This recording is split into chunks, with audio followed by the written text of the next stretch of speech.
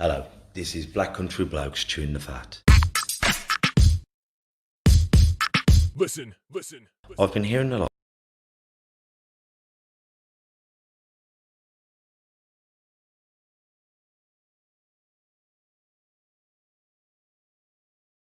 Hello, this is Black Country Blokes chewing the fat.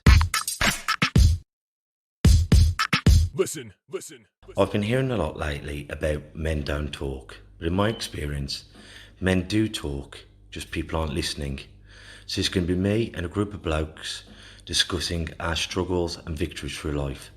Warning, there may be some bad language, so apologies to all the moms, especially my own. Let's get going. Listen.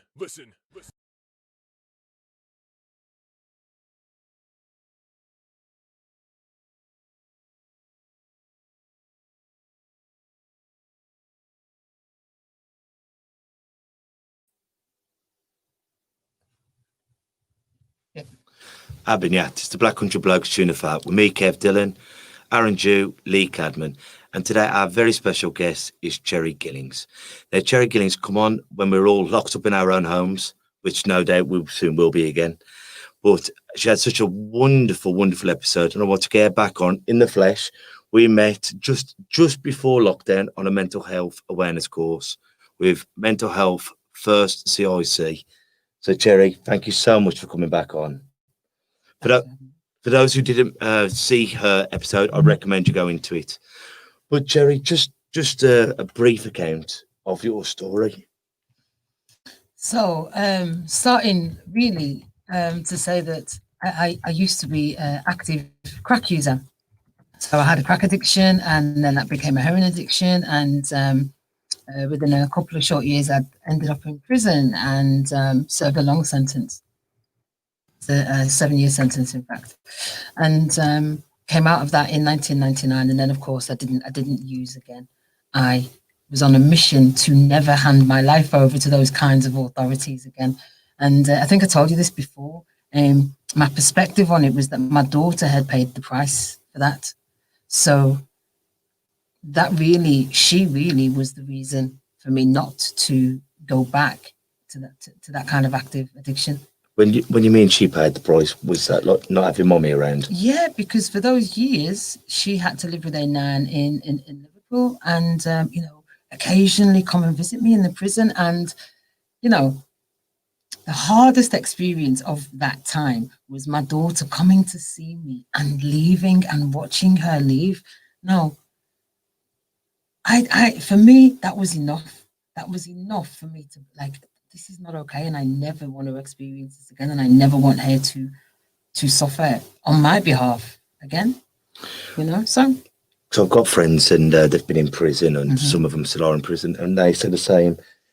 When your loved ones, especially your children or your grandchildren, come and see dad or granddad in prison, it must be so tough. Like yes. when you're back in that cell away from your loved ones. Yes, you're right. And oftentimes what has to happen for folks that are in custody is that they have to mask those feelings. They have to mask up and kind of push it down in order to survive and get through the experience. But I think if when the door's closed, if you can allow yourself to feel those feelings, they're giving you an indication of actually what's really important in my life is not within these four walls right now. What's really important is outside of here. And that's telling us something that, too often people don't pay attention to that. They just push the feelings down and crack on with the sentence. And, everyone's acting a tough guy again and nothing's getting through. We're all impervious to feelings. But actually, as you know, people do feel it, and those feelings, that pain, that hurt can be used to fuel your life outside and make sure that you don't go back. It's true. Was there much help when you're inside? You know what? There wasn't. In fact, my experience. So, in terms of help of addiction, back then there wasn't an awful lot. And interesting, when I was on my way out, I met with one of the drug workers, and her view was, "Well, you've been here, you've been clean, so you don't really need treatment on your way out. You don't really need anything, when you come out. So just kind of keep going." And I trained as a fitness instructor. um, in the last kind of season of my sentence, and that's what I got straight into. I started working at a gym and teaching loads of classes and just being focused on that health and fitness thing. Like this is like 1999, so like many years ago. I did that for about till 2004 when I moved. 2003 when I moved down here, carried on teaching for a little while and then just stopped. But yeah, so not a lot of support in terms of what I think of as like regenerative input, something that says to you, you can be different. This doesn't have to be the rest of your life. I used to want to meet people who hadn't gone back. Whereas when you're doing a long sentence, what happens is you see people coming in, going out, and coming in, and going out, and it drives you nuts. And I used to think, oh God, if I could just meet one person who didn't come back, who got out and didn't return to this kind of crazy lifestyle. And then some years later, I was teaching at a university in Greenwich, which is another long story, which I won't go into, but I managed to be able to be teaching at a university in London. And in the middle of me doing this lecturing on anti-discriminatory practice in social work, that's what I was teaching about, I realized that nobody in the room knew that I was a former crackhead. Nobody in the room knew that I was an ex-offender. It was utterly irrelevant. What they expected me to be able to do was to deliver this conversation. It's like just this moment of, wow, okay, doesn't matter. Remarkable, because I have my experience with my friends. They've cleaned up. They've been there for a long time, and they're promising never going to do it. They come out. They've got nowhere to live. They've got no ways of making money. They've got the qualifications by being in, but no one wants to give a con a chance. The next thing you know, they're back to making money, or they think, you know what, I've been 10 years, I'm clean, I'll just have one. I'll reward myself, and the next thing you know, boom, back in there. I think it's a common story. It's not the story, I think, for the majority of people, but I think that on some level you have to make a decision. You absolutely have to make a decision. I am not going back no matter what. I am not picking up no matter what. And for me, it's that, make a decision and then get as much support as you can to hold and honor that decision. Like, I think, if you're somebody's friend and they've made that decision, then you're a guy who's going to support them. And what they might need is the humility, the willingness to come and say, you know what, Kev, I've made this decision, but it's really hard, mate, help me out. And I know you're always going to do that. So the courage to ask for support, ask for help, go for therapy, to absolutely demand. It's one of the things we did on the mental health first aid course, wasn't it? Was to not take no for an answer, was to keep going back and speaking to your doctor, to keep knocking on the door and asking for support and helping. And I think that that's the most important thing, making a decision, absolutely making a decision to not go back. I can imagine that's one of the hardest things to do as well, ask for help. I know, we found this and we talk about this quite often on the podcast, that men aren't asking for help. Yeah. That's one of the reasons they get into mental health illnesses. Yes. And no doubt the same goes with addiction, whether it be gambling, drugs, alcohol. Yeah. It's having the courage to ask for help. That's not a sign of weakness, saying, I need help. Either I'm struggling with depression, anxiety, or I'm struggling with this addiction. That is just a part, but it's having that courage to ask for help. And that's what so many people haven't gotten, and they end up doing something heinous, or they keep the pattern that keeps repeating. Is there anything you'd like to say, Aaron? Yeah, so obviously this is the first time, Cheri, I've heard your story. So thank you obviously for sharing that. I think it's very, very brave to openly just say it how it is. So I just want to acknowledge you obviously for that. You said a couple of points actually, if I may just go over them. I think initially when you said your daughter paid the price, that really resonated with me instantly. So I'm very fortunate. My parents have not suffered with addiction, but some of the closest people in my life have. Alcoholics run through my family. This year during COVID, I lost probably one of the most important people in my life, and again, it was just 30 years of alcohol abuse, and it just kind of took its toll. And we do pay the price, whether he was incarcerated or whether he's just there sitting on a bed, unable to move. every day we paid that price, and it's, you know, we're us wanting him to do better, to change his life, and we were never seeing it. So fully resonate with that. And then just the second bit, I think is really important when you said one about the feelings, and secondly about the decisions. I think not just men. I mean, you just admitted it yourself there. It's a generational problem with feelings. For some reason, I don't know if it's our body's mechanism of trying to make us survive and just hang on and look after us, that we just push these feelings down and think, let's just get on with the day. Let's just carry on, and we'll deal with that later. And what actually happens is you don't deal with it almost until it's too late, which is dangerous. But I absolutely love the decision thing, and I think if you can, like you said, make that honest decision with yourself, and then through your actions and through your network, help yourself by ensuring that you have the right support around you to make sure that decisions then played out. That's the way that you can move forward. But yeah, it really resonated with me. Thank you for sharing. I think what you said as well, when you're doing your lecture and you're there and you almost smirk at yourself thinking, you lot are listening to Cheri now, but 20 years ago, you'd have been walking past me saying, oh, you're alive, fat. Your life's over and done with. Oh, what have you done? You must have had terrible this. But then what you've become is remarkable. But we can only do it with self-strength and a bit of love to help us along the way. Yeah. Sorry, guys. Can I just quickly just ask something there as well? As you said that, Kev, I think that was a great point. Cheri, how was you in terms of being kind with yourself? Just on the basis of like what Kev's saying there, because this is something that obviously I try and do myself. You know, I'm probably my worst critic, as we all tend to be. But during this process, when you knowing you've got an addiction, your daughter's not where your daughter doesn't have the mom that she needs around her and stuff, and you're going through all this, how did you process that, and how did you then become better at being kind to yourself? Because you look like you're in a great place now, which is brilliant to see. So I have to be really honest and say that in the beginning, Please do. I was not kind. I was not kind to myself. It wasn't about being kind to myself. It was about, as far as I could, correcting the mess that I'd made. And so how I described it previously was that imagine you'd set your life on fire. And what you begin to do is go, oh my God, I set my life on fire. And you start walking backwards going, oh my God, look at the mess I've made. Look at the mess I've made. And you bump into stuff because you're determined to get away from the mess that you've made.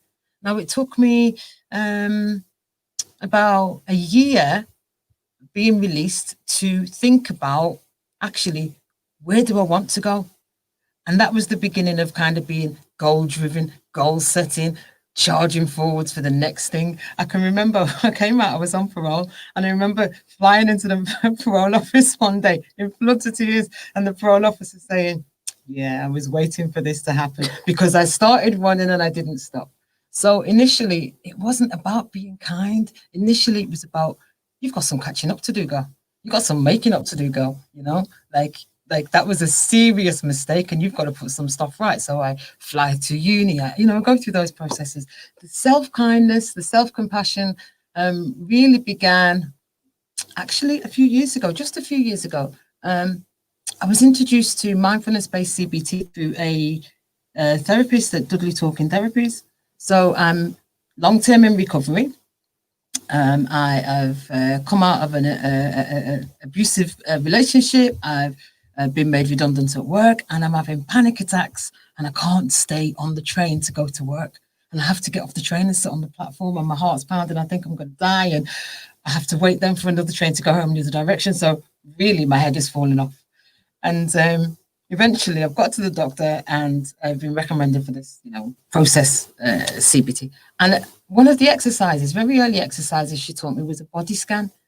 And that was the beginning of my journey into mindfulness. So this is probably about 4 years ago now. And that's where the loving kindness, the self-compassion as a practice and a regular activity and a mindset shift came in. Like, it's okay to be goal-driven, but if your self-worth is riding on that activity, you're always going to crash at some point. Yeah. So self-compassion and self-kindness and all of those things, they kind of point you in a different direction. They say, you would have heard this in the poetry I've been writing recently, isn't it? That actually something about us is unharmed, untainted, undamaged by no matter all of the experiences that we've been through, right? And from that place, actually, I can play, I can experiment, I can come on a podcast, and like, my well-being isn't riding on those things. So I love that with the fire because you're so right. I've ballsed up. Oh, move away from it, move away. And the fire's still there. And even though I'm stepping away, the fire's growing. I'm still, I can feel the heat. So what I've got to do is almost stop and face the fire. And then once the fire, I haven't necessarily put it out, but calmed it down so I can suss it out, then I can move on with the rest of my life. Yeah. If I run, that's still burning. Yeah. I love that analogy. Yeah. I guess the other one, Kev, is that you can't drive whilst looking in the rearview mirror, right? It's better I don't drive anyway. But when I come out of prison, actually, that's all I'm looking at is the rearview mirror. All I'm looking at is the mess that I've made. And if you try and drive, try and move your vehicle, just looking in the rearview mirror, you're going to hit something and cause yourself and other people harm. And at some point, you start to look in the bigger screen. You start to look at the, actually through that windscreen to where you're going to go. And that's kind of what I've been doing. So. And I think like do you remember that program? My Name Is Earl. Yes. Everyone who wronged had to tick it off, and I think, but the real world ain't like that. Is it? You can't be going, well, I stepped on his toe back in, and I stole his pencil. But what we've got to do is, if someone comes into our life from the past, address it as the new person. But every person I meet along my journey in future, try and better their lives because the past has happened. But tomorrow hasn't yet come. Yes. Sorry, can I just say that if anyone does have a question for Cheri, just please send it in Endeavour Training as ask if they can ask a question. So carry on, ask the question, and hopefully she can answer it for you. But as I say, like Cheri, since she come on, I was only watching it today, so brilliant. And we were having a laugh, and she was saying in lockdown, she just started from a couch to 5K, and now we'll watch her on face ache, and she'd run all around the place. You're a different woman, aren't you? Yeah, it's been really fun, really, because my friend she set up this virtual, what do you call it? Lockdown couch to 5K, virtual lockdown couch to 5K. And she added me to the group. And you know when somebody does that to you on Facebook, right? So she's added me to the group, and I'm thinking, oh my God, I haven't won for years, and I'm not playing. That was my kind of stance on it. But after about 2 weeks, I'm seeing people like they're starting. Thinking, okay, you know what, I'll try. And then of course I've spoken to you, and I'm thinking a couple of weeks in, and I'm dying trying to run 90 seconds, isn't it? Which was funny. But by the maybe by 10 weeks, I'd run 10 kilometers, and I couldn't believe it myself. It's like, and then a couple of weeks later, I'd run 10K in 72 minutes. I'd taken 10 minutes off my time, so I was buzzing. I haven't been running for a couple of weeks now, and my mate's on at me, you know what, you need to go running, get running. Since then, I've started going to the gym as well. So at the point of lockdown, I think I had this body fat percentage. It was about like 38% or something, nuts like that. And you wouldn't have known kind of looking, but I knew. And when I found out, I was like mortified because like the scales in it, like, oh my God, 38% body fat. And I messaged my mate, help. And gone back to my keto, gone back to fasting regularly. And so there's this little measurement tool. This is fun, right? 21% body fat. Brilliant. 21%. And it says that I'm fit. I'm like, ooh, I'll have some of that. It's just fun. But that's what I mean about you can play. You can play because like, you know that you're okay. You're always okay. So you know what? We can go to the gym and lift a few weights and miss a few reps, and it doesn't matter. 20 years ago, I missed a few reps. I was devastated, you know, like, oh, can't push the certain weight. Devastated, not going back to the gym because my whole kind of everything was riding on it. When I got made redundant, my a huge part of my identity was riding on the work that I did. Huge part, because part of the story was, look where I was 20 odd years ago, and now I'm doing something good in the world, and it's gone. How like you can see how we could formulate that story, but actually it's not the real story, is it? Because we're still here. We were talking about this on the phone the other day, weren't we?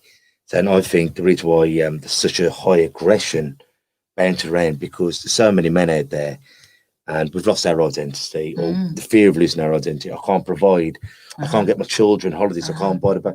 So what I'll do, I'm a man, and I might not have a job, but I can still fight. And I'm going to show you I'm a man. And if he looks at you the wrong way, Cheri, I'll knock him. And so we've exchanged that identity as being the provider to I am the protector, even though sometimes there's nothing to be protected of. And I've done this myself, you know. And when I'm feeling vulnerable, but I'm still a man. I can still throw a couple. Yeah. And the ones who love you, the one that you're trying to protect, you end up scaring them and pushing them away. Instead of putting them in, we're pushing them away. Yeah, absolutely. Let's find that identity. But as you said, Absolutely. is it the right identity?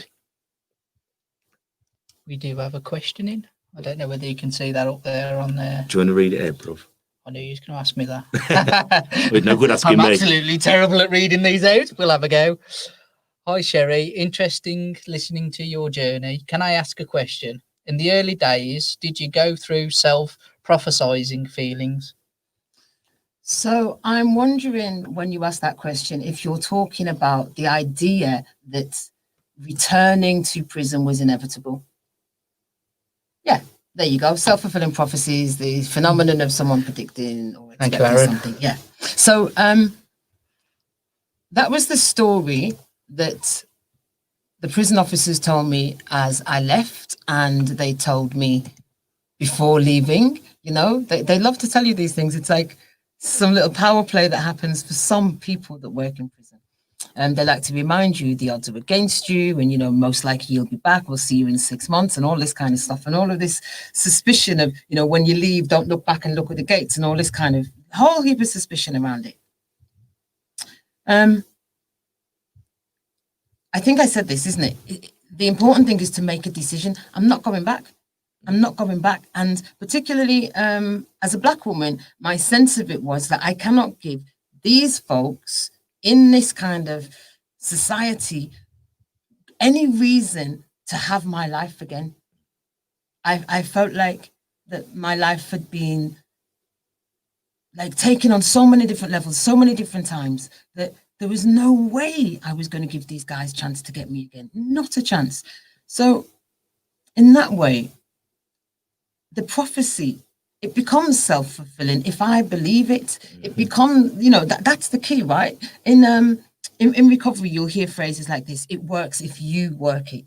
And oftentimes people attribute the power then, well, the program works if you work it. It's like, no, you are the power that works the program. The same way, self-fulfilling prophecy, the prophecy works if you work it. If I believe it, then it's going to come into play. But you know what? I wasn't having it.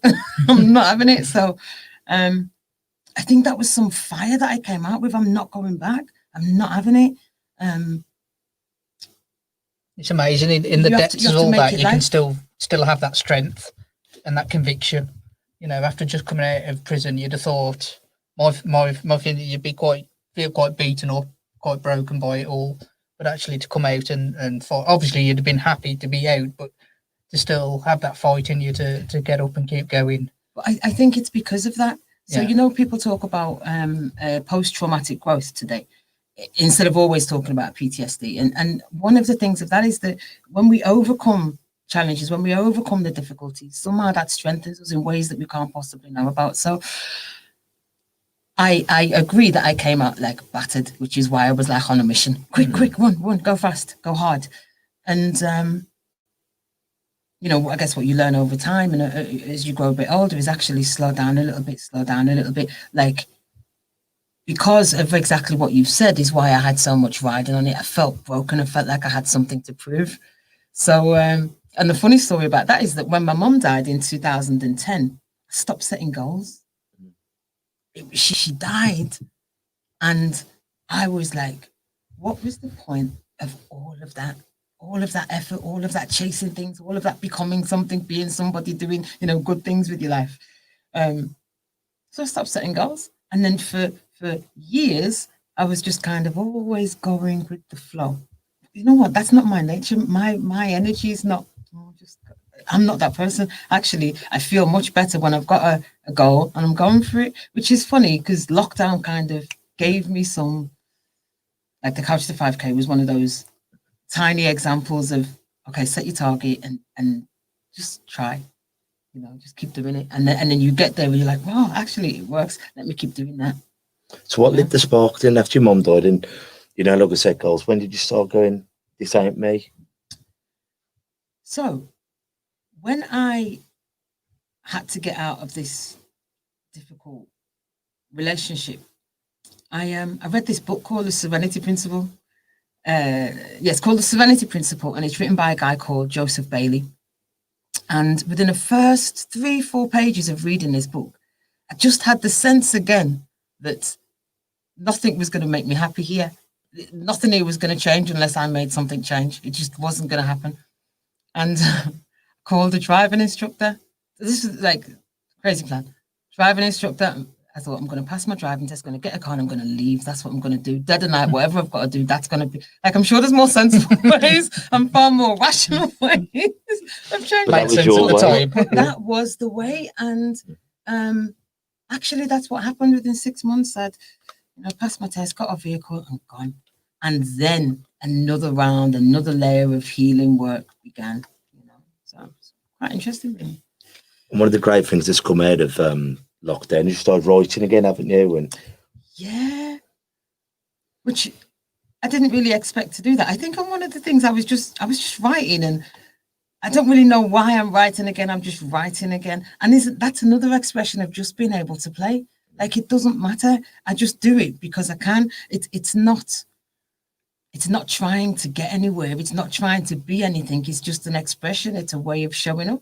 Just doing it because you enjoy it. Yeah, just doing it because I enjoy it. But how many people that I'm only going to write if I'm going to be the greatest settler? I'm only going to sing if I'm going to be on top of the pops. And if you enjoy singing, sing.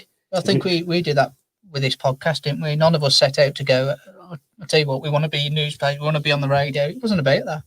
It was about getting together and just spreading mental health is fine. Yes. And it has took off a lot more than probably I thought it would anyway. Yes. But ultimately we do it because we enjoy it. Yeah. And if you enjoy it, keep doing it. Keep doing it. I mean, you can tell we enjoy it because we're sitting in a freezing cold boxing gym to begin with. You don't do that unless you're enjoying doing what you're doing. So. Any feedback, Aaron? Anything you want to say, bruv? No, absolutely. I'm agreeing with what all three of you said there. The only thing I'd probably add, not to just play devil's advocate, but I find in my life, I have 90% of things I love just to do. So I try and make sure that in the day I'm doing just things I enjoy, whether I'm good at it or not. For example, I try and play the guitar and I'm probably like the worst learner ever, for example. But then I do have other things where I'm very competitive with myself, and it's kind of the nature that I now want this to be the best. For example, for Find Your Voice, which is a kind of like a sister podcast of this, I want that to be in its niche the best, because I don't know, it's just like always been a goal. It's something that I writ at the same time, even in myself from like a fitness perspective. So again, I've been a personal trainer for about 10 years. I find fitness is kind of my meditation, my place of just being with myself. I want to be the best I can possibly be. Now, although I'm not competing with nobody else, I have a different edge to when I'm doing fitness, because I won't just do an 80% workout. That doesn't sit with me. I'll be beating myself up. Whereas 80% on the guitar, for example, yeah, I'm okay with it. But definitely, like in relation to this podcast, I feel like it's a lot more sustainable because we enjoy it. I enjoy having these conversations. It's therapeutic for ourselves. Whereas if it became like we have to be the best, with all due respect to how wonderful this is, it's never going to be something that's going to appeal to the masses. So we kind of accepted that. So it's like, well, let's just enjoy the ride, and I love it. So I think that's great points. What you said, it's have we got to be the best, or have I got to be the best I can be at this? Like today, I feel vile. You know what I mean? I haven't been very well all day, but I still turn up and through lockdown. Nothing corona, by the way. I'm just not robust. But you turn up and you give your best. Doesn't mean I'm going to be the greatest of all time. It's I'm going to be the best me I can be. Whether it's boxing, instructing, being a father, a husband, whatever I do, I throw myself into. And and I think that's what we've got to do. If you're going to do something, do it well. Doesn't mean you've got to be the best, but do it to the best of your abilities. Yeah, absolutely. I think that's really important what you're saying, and what both of you are saying as well, in that who determines what best is?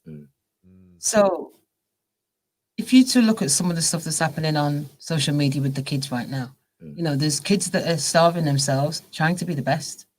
Like, best at what? Who said? Who set the levels? And guys are doing this now. Wonderful thing happened a couple of days ago. Rihanna launched an underwear brand and a lingerie brand even, and she has included men's kind of boxes and all that stuff in it. And she's used some oversized guys, like I think that's what you call them, plus size models, plus size Kev's guys. available. Yeah, yeah, I mean, Yeah. Brianna. And All very nice. and you know what's wonderful? Like the men's response to those models on Twitter was amazing. Like, so all these guys are going, hey, look, that's me up there. I can see me. Now, like, I like going to the gym and I can hear Aaron likes going to the gym. And on some level, we're kind of going, really? But actually, everybody's included, everybody's acceptable. And like, what a message, right? So you can be obsessed with best, but actually, when you kind of unpick that a little bit, it's who's determining that? And with Is body it my best or? and with body dysmorphia, whether you're ripped up with six packs and large breasts and this, whatever it is, you pick yourself apart. Yeah. I remember when I was at my height of fitness, and I'd look at myself and I go, I could walk past the mirror 3 times and see something completely different. Yeah. And not one of those things I saw was good. It was, you're too skinny. Oh, no, your arms are too skinny. Or, oh, you've got a bit of fat here. And every time I walk past, and it's only until later maturity where you start to love yourself, and all the exercise, all the drugs, the booze, the partners you're with. And if you don't love yourself, but that doesn't just come over time, does it? It's an epiphany or a relationship or whatever it is, because that starts with home, doesn't it? In your house, in your head. And you know, that's why I think we've got to reach out and be nice to each other. And it hasn't got to be, oh, you're looking slim, but it's just you're looking well, you're looking happy, you look, you know, are you doing something different? Because you're looking good. Yeah. Or even just acknowledging that I just love it when you're around. You know, like it's fun to hang out with you. Your company is great, man. You know, just things that point people in a different direction to what you value and appreciate about them. And you know, I think that's the key there, isn't it? I think a lot of value is put on looks now, isn't it? And I think that's we need to shift that and have value as a person, not just the way you look. So imagine I've got so many friends being as ugly as I am.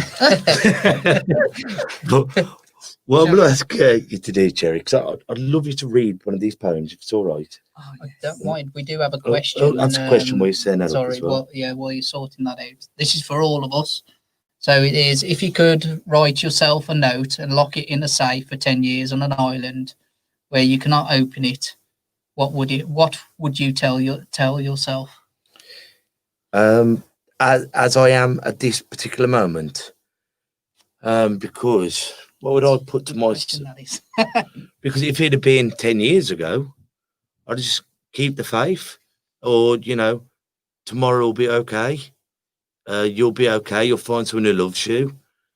Stay pure to yourself, and don't be led by others. If you believe in yourself, you can overcome it. Yeah, bro. Over to Aaron. Over to Aaron. Well, Kev said quite a few there, so I was going to steal some of Kev's. It's quite a difficult one. I don't know, without kind of sounding cliche or anything, I'd probably just write something as simple as, you might not even be here in 10 years, to myself, as a kind of, then to maybe remind myself on a daily basis to really try and live like Lee said a great point, within my values. You know, never sell out. I don't want to look back in 10 years and be like, well, you went through an uncomfortable part here and it wasn't convenient and you sold out. Like, I'm very, very strict on values. I believe that is more important than looks or however you appear on Instagram. So, you know, I hope if I was to make it 10 years, I could look back and just be proud of myself that I did that, really. Lee? Mine's simple. Just be happy. Just you know, let's forget about everyone else and what everyone else is doing. The only people that actually matter are the people close to you, and that goes for good and bad comments. You know, you don't take it all to heart, good or bad. My mum always used to saying to me, and it got me through a lot of my stuff in life, you're as good as anyone and better than most. Anything you put to yourself, Cheri? I'm struggling with the question, funnily enough. I'm trying to place it like, am I going 10 years back to me now or 10 years from now forwards? And If it was 10 years ago, what would you have wrote to yourself now? Or if you want to get I forward, probably would either have way. said, keep going. It's probably what I would have said to myself 10 years ago, just keep going, because, 2010 is, just keep going, put one foot in front of the other, keep going. If I was receiving a note for myself 10 years in the future, I'd like it to say, thank you, you did well. So I think, yeah, man, I gave myself a good 10 years, didn't I? Yes. Yeah. Thank you for that question. That was very thought-provoking, that one. I can imagine I'll have a note from myself at 10 years going, why the hell didn't you look after yourself, Kev? Oh, so therein lies the power of the question, right? Because somebody might just think that, why didn't I look after myself? Yeah, well, good. 10 years is over there. You're here now. So what can you do? It's like, there's the power in the question, isn't it? Well, I always say my body's like a temple. That's why it's in ruins. So funny.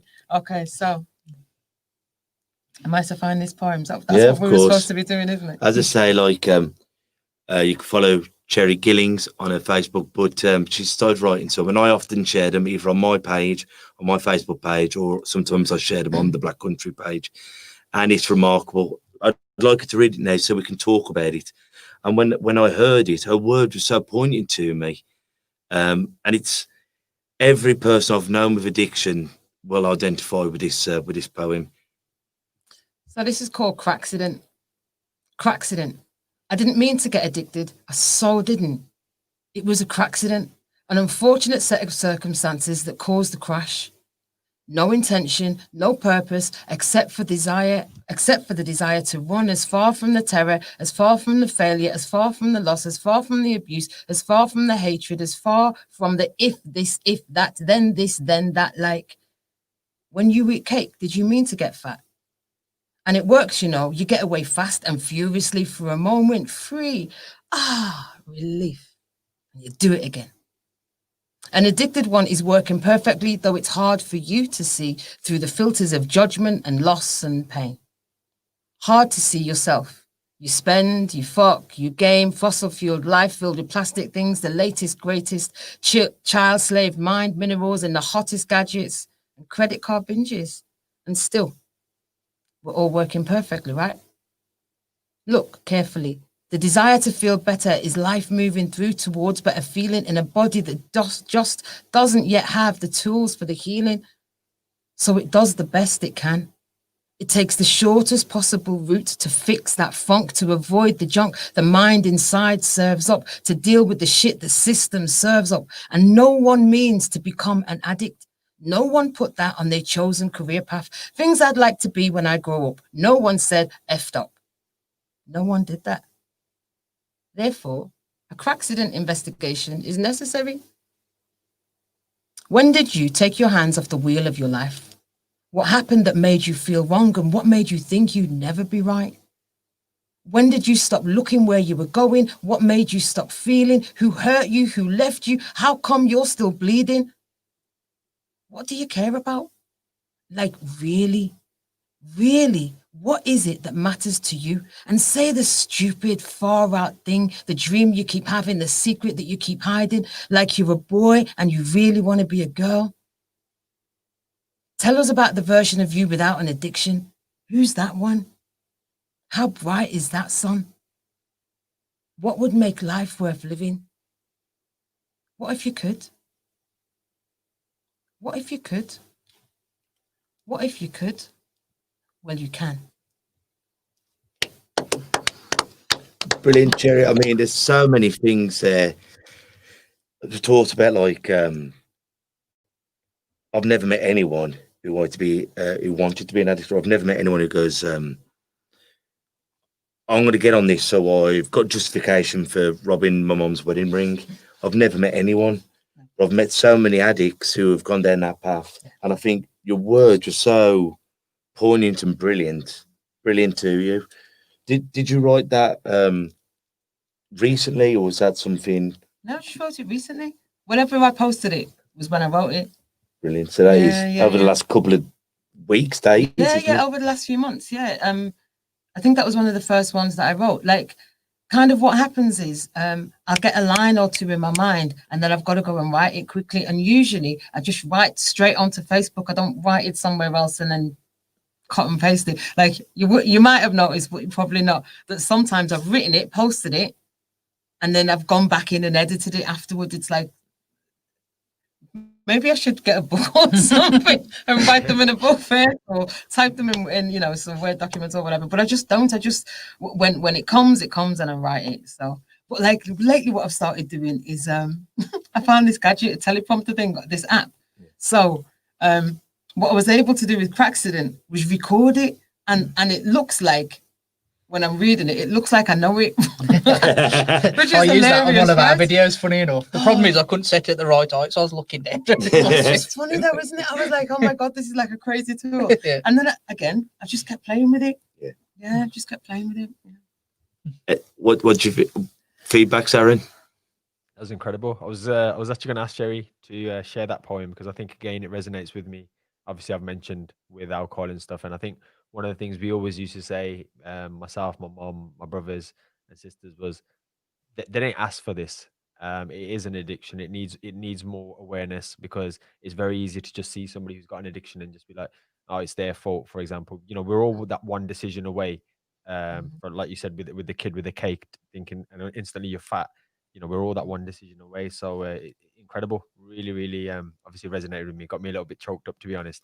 But yeah, thank you for sharing that. I'd love a copy of that. But just quickly, on a lighter note, I do similar stuff to yourself. So I love storytelling. I don't write poetry, but I'm always writing stuff. And then within like a minute, the wife's in my ear saying, you've made this mistake, you've made this mistake. So all of my posts have edits, because I literally write from the heart and I just write straight down. But a great tool is, there's a tool called Grammarly. It's a free like browser extension, and it basically corrects me, because I get all my tenses and everything wrong. So if you want to be a little bit quicker with it, so you ain't got to go back and edit, that will help as well. Thank you. You're welcome. I'll find it out. Cheri, just send it over to me, and I'll tag the Black Country Blokes in, so you can just listen back, share it. Because I think if you know someone who's, when I first heard it, I was going through my friends going, like, and loads of people then started getting to you, and I was thinking, oh no, my old pal here will know exactly the meaning of this. You got such a wonderful gift, and keep using it. Is there anything you'd like to say before? Oh, only to acknowledge what Aaron was saying about stories. And I've been doing this group work, this kind of therapeutic group program for a few years now. And one of the questions I always ask people about is like, what story are you living in? Because like, we don't know that we're living in stories, right? But if we can begin to get a sense of, okay, I'm telling myself a particular story, so I'm feeling now a particular way. And if I stay in the story, I'm going to act a particular way. And I just like that you kind of reference the story, and actually story is a powerful metaphor for us, because that's what's going on all of the time. And we can use it to our advantage, and we can use it to terrorize ourselves, you know? Well, how many people just keep living that same page over and over? Absolutely. They wear the same clothes that they wore in the teens or the 20s. And it's just repeating chapter, instead of thinking, all right, then we've done that now. Yeah. Just turn the page, and if we don't like it, turn another page. Yeah. So something, I think I just wrote it today or posted it today. It was, one of the lines says, you're not the story, you're the story creator. You're not your painful tales, you're a meaning generator. And it's that.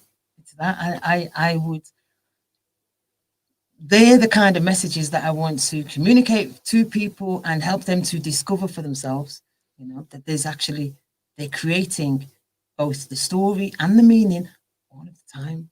And sometimes we are going to have them dodgy couple of chapters, and you know, we can't delete it because it's there, it's pen on paper, but we've got to just learn from it and try not to repeat it. Yeah, absolutely. And that becomes part of the story, doesn't it? So at one time I couldn't talk about the story of, you know, Cheri the crackhead and Cheri being in jail without being in tears. There was too much shame around it.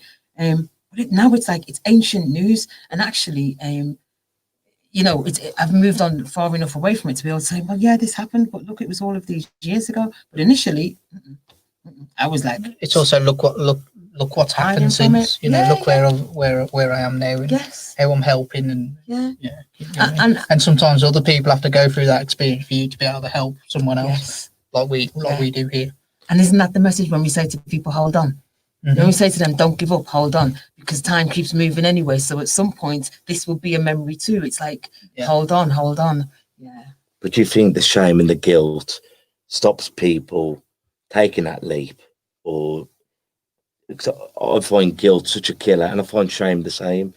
Just because they've wronged some people, they can never quite get over it themselves. Yeah. So again, it's story, isn't it? So guilt's a really useful emotion. Actually, it's telling us, I've done something wrong, like I've violated my own values to some degree.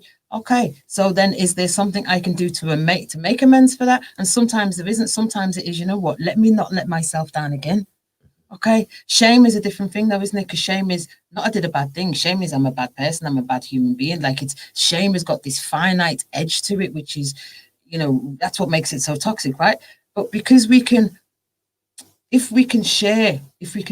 somebody can spot that when they hear it, and kind of, you know, when you're listening to people, sometimes you'll hear it and you can spot it and say, oh, that sounds like you're making a judgment about yourself, like you've determined that you're a bad person, not that you've done a bad thing, and invite them to notice the difference. And sometimes it'll take an outside person to hear the difference to be able to feed it back, and then, you know, oh no, because we're not a bad person. People make mistakes. People get things wrong. Just because I've done something bad does not make me a bad Not person. at all. Not at all. We're not. That's not how it works.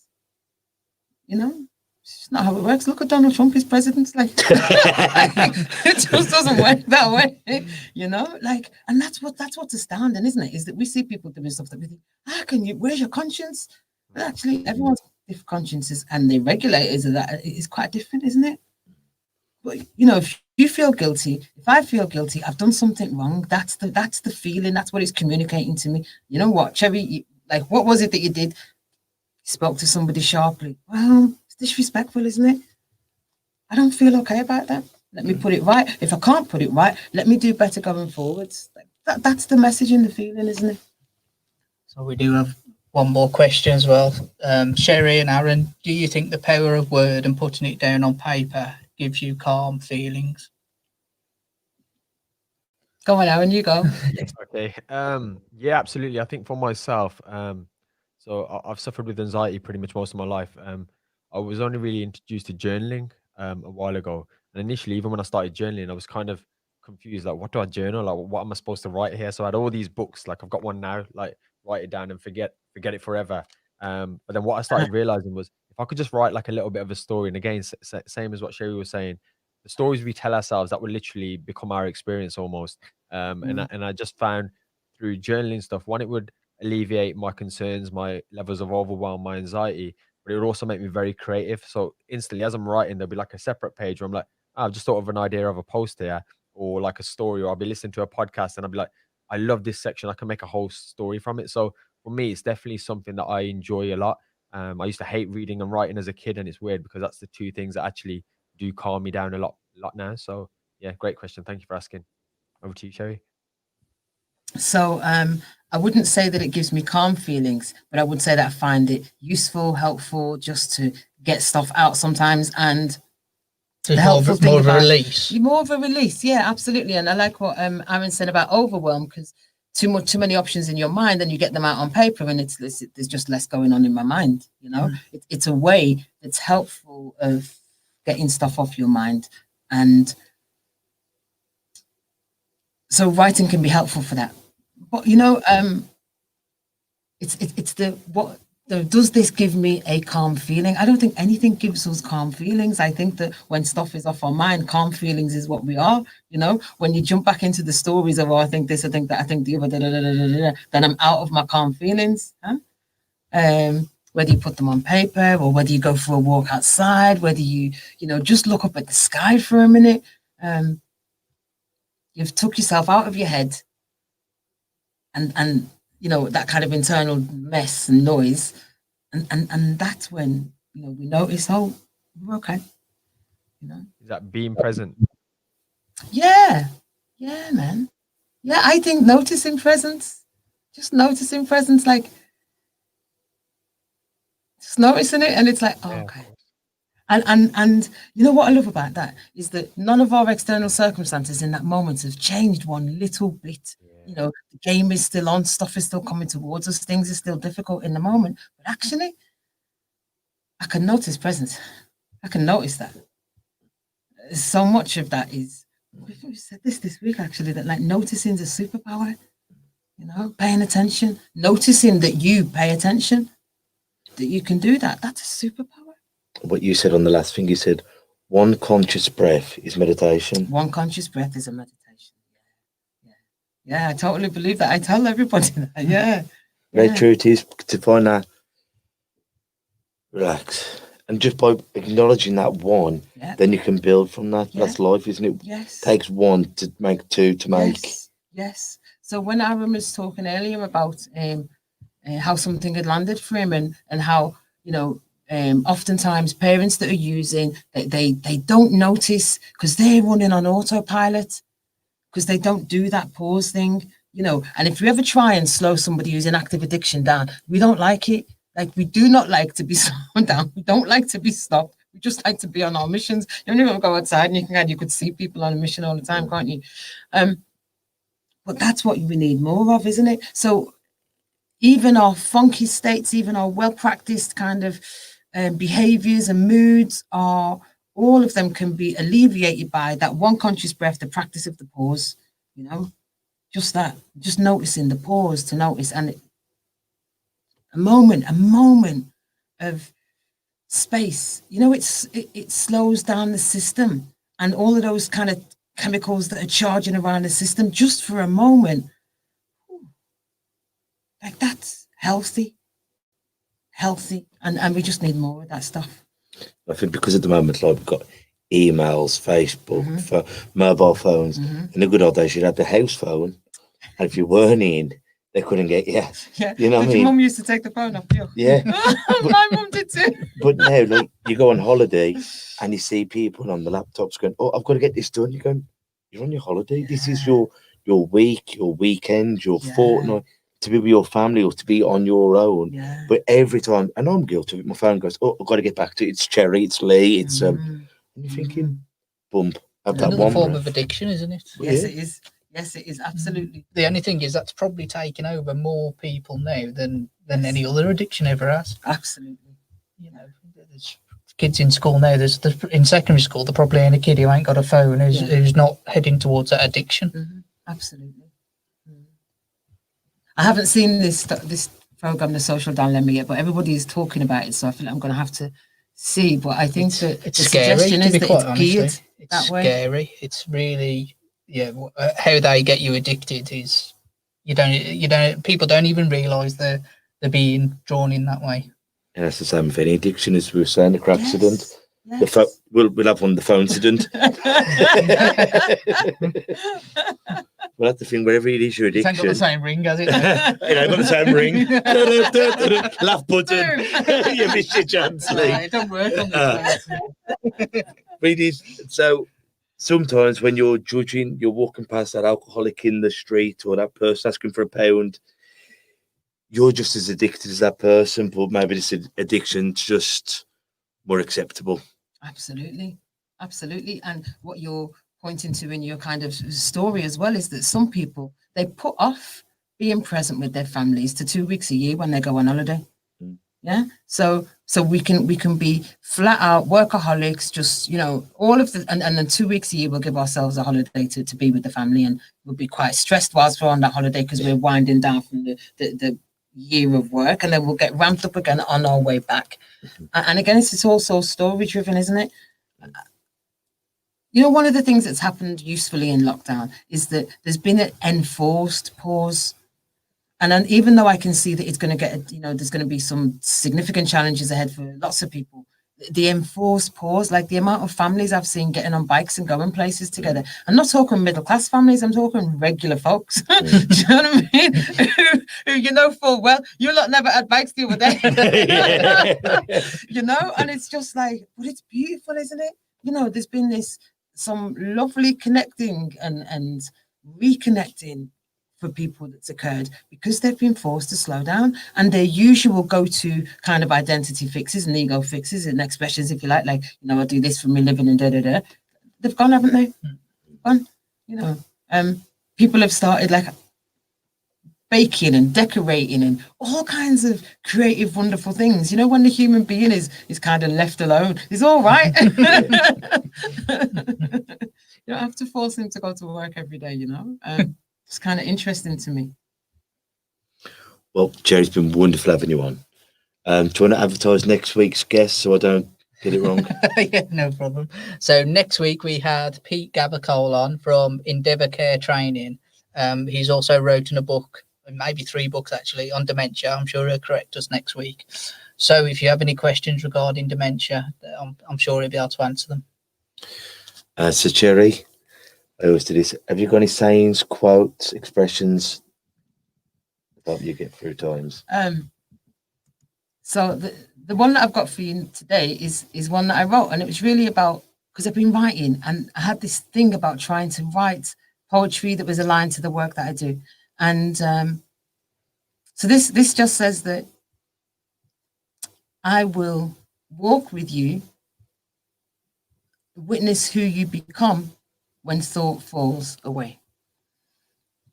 That's beautiful. Until we see each other next time, take care of yourselves and each other. Ta-ra a bit. Listen. And that's a wrap for another show. But if there are any comments or messages that you would like us to read out for our next podcast, please be in touch. There are also lots of different organisations at the bottom of this page, and hopefully they can help you or someone you care about. Please share this to spread the word. Until we talk next time, ta-ra a bit.